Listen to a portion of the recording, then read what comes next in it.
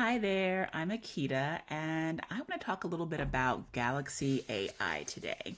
Now, I know you're thinking, if you're someone who is familiar with AI generation tools, hey, why are you in Midjourney here if we're talking about Galaxy AI? That's because Galaxy AI's main screen literally makes you want to kind of pass out because there's so much going on the main screen. I don't know why they actually designed it to be that way. But essentially, I wanted to kind of hop on and just talk about why I made the decision to go ahead and purchase Galaxy AI, what I think the pros are, what are some of the cons, and I'm basically going to be just focusing in on two things. One is the actual AI image generator tools and how that looks and how it translates to what I already do and other similar tools such as Midjourney, such as Ideogram, such as Nano Banana, which has the actual Gemini, Gemini 2.5, I believe, the photo AI imaging capabilities. So when I looked at Galaxy AI and people first started talking about it, like at least in the past month or so, I really started to think, okay, so like, what is this really going to look like? Is it going to replace the tools? Like, is there a reason why I would just want to use it? Am I going to use them in tandem? All that kind of good stuff. So here's what I decided, okay? And I'm just going to look at, once again, the AI image generator tools and specifically the chat, because the chat I was curious about too, because I do a lot of work with images within the chat of certain tools, specifically Nano Banana, which is that AI image generator that's a part of Google Gemini, the suite there. So real quick, and just gird your loins and watch your eyesight, because I'm going to go to the actual main page of Galaxy AI now. All right, so like I said, there is a lot going on, like a lot. But do not be overwhelmed. Try not to be, because, let me move my head. All of the action is over here. It's all over here. And there are so many tools. You can see right here in the upper left-hand corner of Galaxy.ai how there's like 3,518. I mean, there's a lot of tools in here, a lot of different resources. Now, you do have over here a couple of different other options. Like right here is the image library where all of your generated images are. If you keep scrolling down some more, you'll see where it says AI image generator. We're going to play with that a little bit in a little bit here, just to kind of show you what I discovered as I was playing around with stuff. And there's also, if you keep scrolling down some more, chat with AI, which is basically like the chat, almost like ChatGPT, except it's not quite like ChatGPT, but I'll show you that too in just a little bit. But for right now, couple quick things. The cost. So you see over here on the left-hand side where it says available credits, it says 24.78 million credits. I don't know why they say a million or whatever, like it's such a huge amount. I have no clue why they do that, because depending on what kind of actual tools you use in here, those credits will not last very long at all. Those bad boys are going to get sucked away. With image generation, I'm not going to talk about the actual video generation in this actual tutorial or overview, if you will, just because those are calculations that I have not yet done, and I'm just sticking with the AI art generation and the actual chat. But this will go a lot faster. This will be gone if you are not careful. So there's a couple of different ways to earn extra credits that they actually make available to you. And by the way, I'm not saying that Midjourney and Ideogram and everybody else does not have like a credit system. Like, you can run out in Ideogram, you can run out of fast credits in Midjourney. The only difference here is that with Galaxy AI, they say you have this million of blah, blah. And I'm like, once I started doing the math, I'm like, this isn't a whole lot. I mean, why are you perpetrating, Galaxy AI? No, I mean, but that being said, you can earn some credits. So up here, free credits. You click on that and you see free daily credits. Now, as you can see, I have missed, by the way, you can only really take advantage of this if you are logging in every day. So set your phone, set your calendar notification, make it a habit. I would recommend just taking advantage of the actual free credits. So you can see where I actually remembered to come in and I was in, but I just didn't remember to click on free credits. So there you have it. And it shows you how many credits you actually earned. So today is the 29th of November. I'm just going to go ahead and click on this to reveal. And I just got 415,000 credits. Woohoo! So you keep up with this and you're mindful of like what model you're using for certain tools as you generate different things. And you make certain that you're not generating like 4, 5, 10, 15 images a pop, then, it should do you pretty well. If I'm not mistaken, I think I was doing an ideogram generation for Galaxy AI just to see how much it cost. And the way it worked out, I could probably do about 400 something generations of using the ideogram model, the ideogram API that's in Galaxy AI before I ran out of credits. But that being said, just keep an eye on it. Just keep an eye on it and just be aware. Okay. So, first things first. I wanted to go ahead and see how the AI image generator, I'm going to click on that here off to the left again. I wanted to see how it actually shaped up with the tools that I normally use. So, for example here, Nano Banana. Let me go over here. Scratch that. Should I start with Ideogram? All right, let's just start with Nano Banana. So if you click on the image you see here, you can go ahead and click on Midjourney, Ideogram version 3, the Nano Banana, the older version, Imagen 4, GPT Image 1. There's all these different options. Ideogram version 2, Leonardo, a photo real, whatever you can think of. These are all here.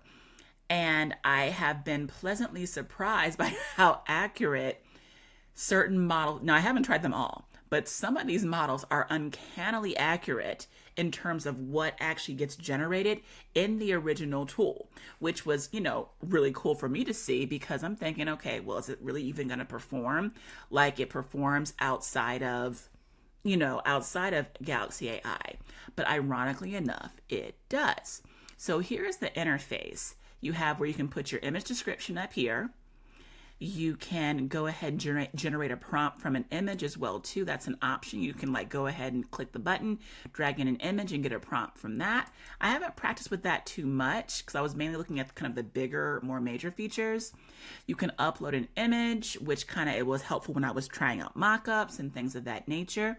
You can choose your aspect ratio that you might want to generate something with, the resolution, what kind of output format, and then the number of images. Now, the more images that you generate, the more it's going to cost. So just be mindful of that too.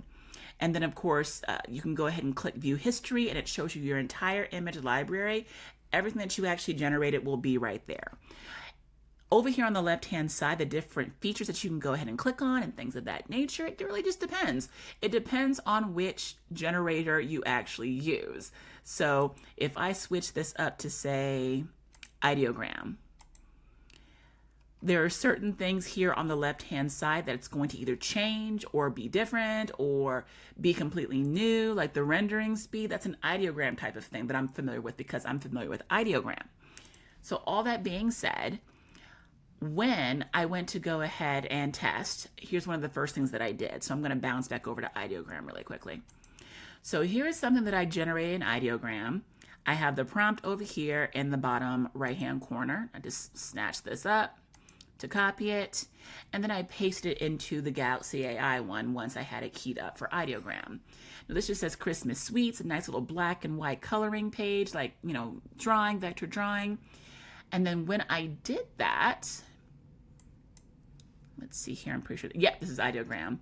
I put the exact same prompt in the image description in Galaxy AI. I made certain that it was on quality. I put the image aspect ratio at 2:3. And then style was just auto. And then I went ahead and I just skipped everything else and I hit generate. And this is what came out, which is not bad at all. If I go back to Ideogram, this is very, very similar. And of course you would go in there, you would tweak and adjust and that sort of thing. Do you want bolder lines? I probably don't. Do you want to add maybe a cup of hot cocoa in the background?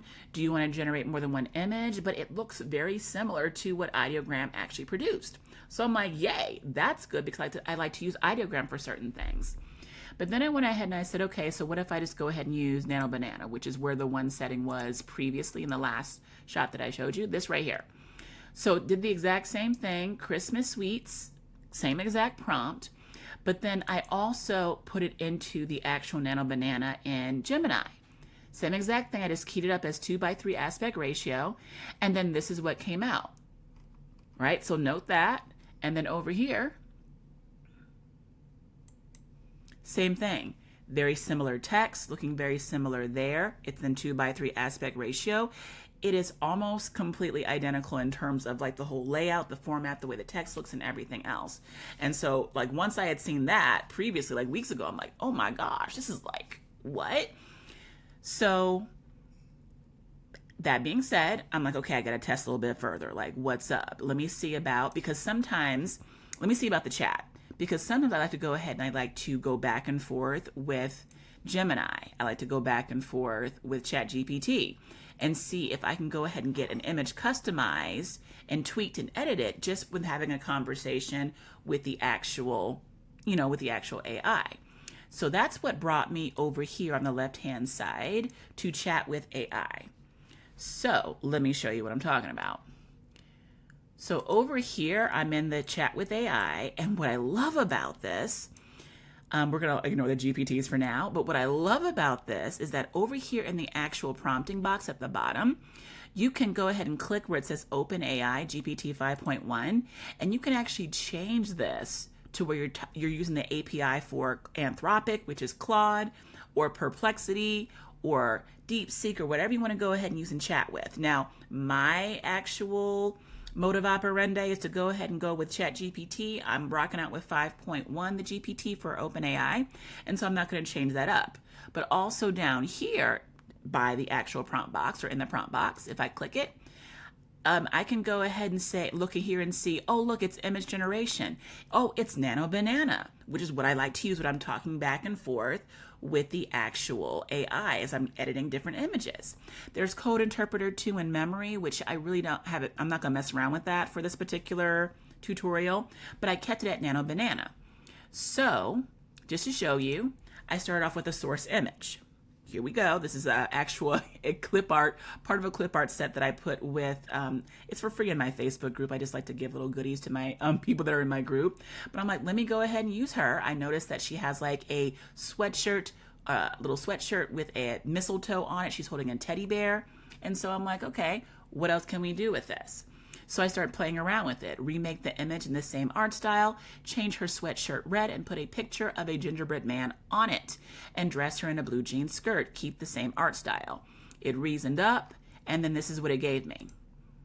Right, so we have the red shirt, we have the gingerbread man, we have the skirt, everything else is the same. Now what I really, really do truly love about Google Gemini, or Nano Banana, call it what you will, is that it is very, very good at following instructions. Like it's the best of the best right now as far as I can tell.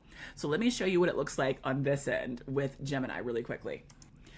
All right, so I'm just gonna go up here, grab this, drag it down, and here is the image. So I'm gonna take the exact same text that I had here, just gonna copy it from Galaxy.ai, and I'm gonna put it into Gemini.